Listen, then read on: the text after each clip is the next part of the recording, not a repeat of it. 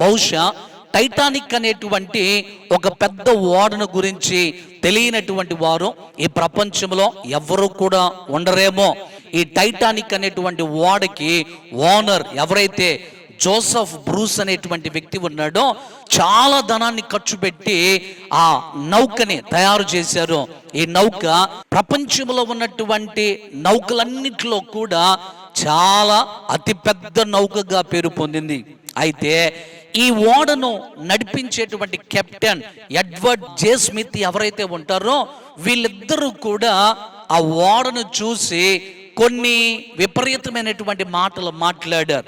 వారేమన్నారు అంటే, ఈ ఓడ మునిగిపోవటం అనేటువంటిది అసాధ్యము, దేవుడు కూడా ఈ ఓడని ఈ నౌకని ముంచలేడు అని తెలియజేశారు. అదేంటో విచిత్రం.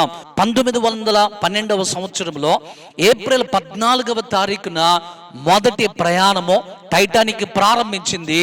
అదే రోజు 15వ తారీఖున తెల్లవారుజామున ఆ సముద్రంలో మంచు గడ్డలను ఢీకొట్టినప్పుడు టైటానిక్ ప్రమాదానికి గురైపోయి 2240 మంది ప్రయాణికులతో బయలుదేరుతున్నటువంటి ఆ టైటానిక్ ఓడ ప్రమాదానికి గురైపోయినప్పుడు 1517 మంది మృతి చెందారు అని చరిత్ర మనకు తెలియజేస్తూ ఉంది.